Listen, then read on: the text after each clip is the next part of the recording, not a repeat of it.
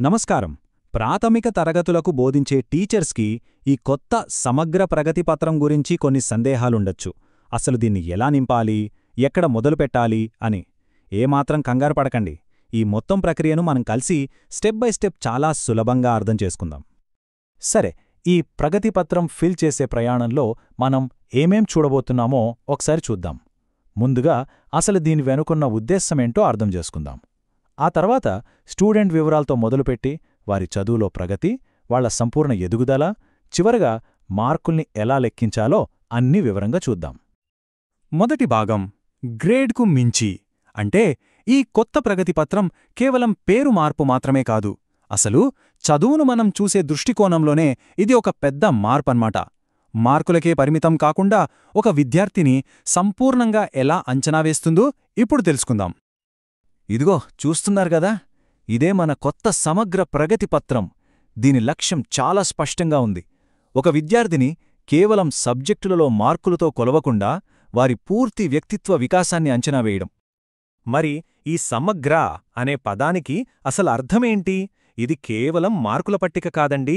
ఇది ఒక విద్యార్థి చదువులో ప్రగతి, వాళ్ల సున్నితత్వం, వాళ్లలోని సృజనాత్మకత, ఇలా వీటన్నిటినీ కలిపి చెప్పే ఒక కథలాంటిదన్నమాట.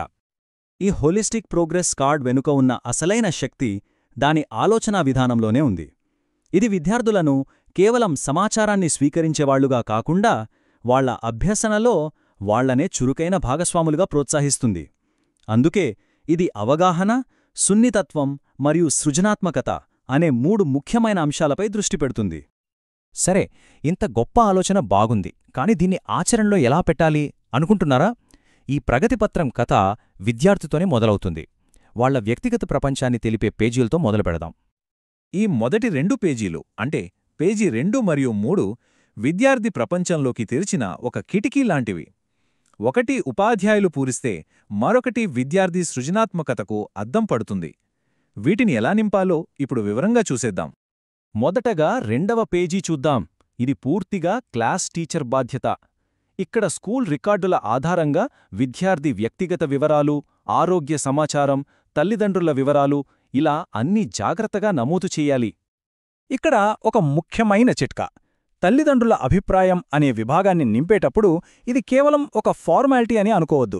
ఖచ్చితంగా తల్లిదండ్రులతో మాట్లాడి వారి అభిప్రాయాలు తెలుసుకున్నాకే ఈ భాగాన్ని పూరించాలి. అప్పుడే కదా ఈ కార్డ్ టీచర్కి, తల్లిదండ్రులకి మధ్య ఒక మంచి వారధిలా పనిచేస్తుంది.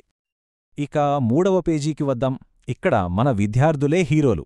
నేను మరియు నా పరిసరాలు అనే ఈ సెక్షన్లో వాళ్లు తమ గురించి, తమ ప్రపంచం గురించి మాటల్లో, బొమ్మల్లో స్వేచ్ఛగా వ్యక్తపరుస్తారు. అయితే ఈ పేజీలో టీచర్ పాత్ర చాలా కీలకం.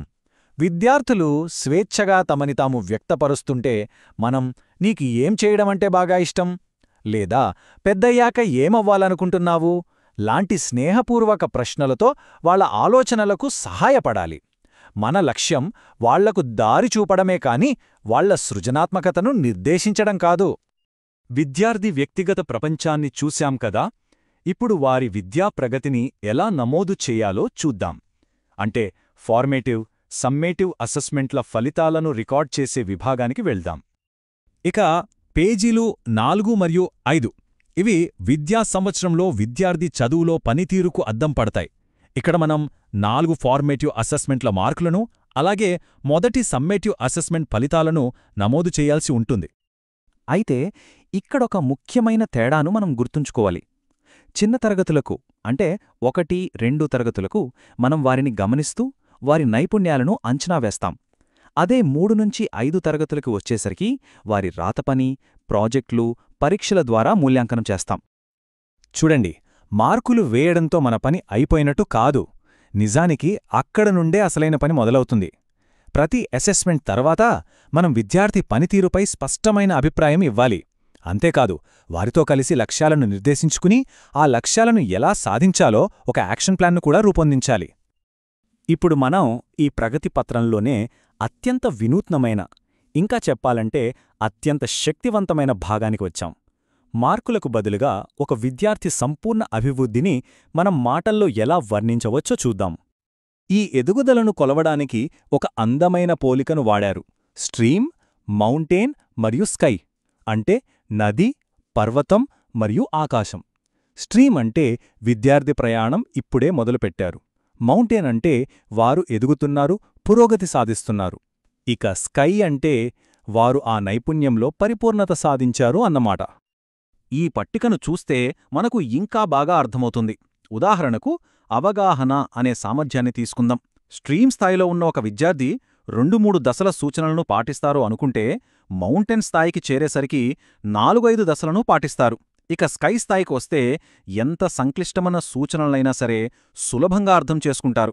ఇదే విధంగా సున్నితత్వం, సృజనాత్మకతలను కూడా మనం అంచనా వేయొచ్చు. మరి ఈ అద్భుతమైన మూల్యాంకనాన్ని ఎప్పుడు చెయ్యాలి? సింపుల్. ప్రతి టర్మ్ చివరలో సమ్మేటివ్ అసెస్మెంట్లు పూర్తయ్యాక దీన్ని ఉపయోగించాలి. దీనివల్ల ఆ టర్మ్లో విద్యార్థి చదువులో ఎంత ముందుకు వెళ్లారో, అలాగే వ్యక్తిగా ఎంత ఎదిగారో రెండూ తెలుస్తాయి. సరే, ఇప్పటివరకు చూసిన భాగాలన్నిటినీ కలిపి విద్యార్థి వార్షిక ఫలితాన్ని చివరగా ఎలా లెక్కించాలో చూద్దాం. ఇది అన్ని అసెస్మెంట్ల ఫలితాలను ఒకేచోట చేర్చే చివరి కీలకమైన దశ. ఈ తుది స్కోర్ అనేది ఒక వెయిటెడ్ యావరేజ్ అన్నమాట. అంటే ఏంటి? సింపుల్. విద్యార్థి సంవత్సరం పొడవునా చేసిన కృషికి కొంత ప్రాధాన్యత, చివరి పరీక్షలో వారి పనితీరుకు మరికొంత ప్రాధాన్యత ఇస్తాం. ఈ లెక్కింపు చాలా సులభం. కేవలం 4 దశల్లోనే పూర్తయిపోతుంది. మొదటిది, అన్ని ఇంటర్నల్ అసెస్మెంట్లు అంటే 4 ఎఫ్ఏలు, 1 ఎస్ఏ నుండి 20% వెయిటేజ్ తీసుకుంటాం. రెండవది, చివరి సమ్మేటివ్ పరీక్ష అంటే ఎస్ఏ 2 నుండి 80% తీసుకుంటాం. మూడవది, ఈ రెండింటినే కలిపితే విద్యార్థికి వచ్చిన మొత్తం మార్కులు వస్తాయి. ఇక ఆఖరిగా గ్రేడ్ టేబుల్ ఉపయోగించి తుది గ్రేడ్ను ఇచ్చేస్తాం. మొత్తం మార్కులు లెక్కించిన తర్వాత ఫైనల్ గ్రేడ్ ఇవ్వడానికి మనం ఈ అధికారిక పట్టికనే ఉపయోగించాలి. విద్యార్థికి వచ్చిన మార్కులకు ఏ గ్రేడ్ ఇవ్వాలో ఇది చాలా స్పష్టంగా చూపిస్తుంది. కాబట్టి ఎలాంటి గందరగోళానికి తావుండదు. అందుకే గుర్తుంచుకోండి, ఈ ప్రగతిపత్రం కేవలం ఒక డాక్యుమెంట్ కాదు. ఇది ఒక కొత్త సంభాషణకు నాంది. ఒక విద్యార్థి సామర్థ్యాన్ని కేవలం సంఖ్యలతో కాకుండా వారి పూర్తి వ్యక్తిత్వంతో చూసినప్పుడు ఆ పిల్లల భవిష్యత్తు గురించి మనం జరిపే చర్చలు ఎంత అర్థవంతంగా, ఎంత శక్తివంతంగా మారగలవో ఒక్కసారి ఆలోచించండి.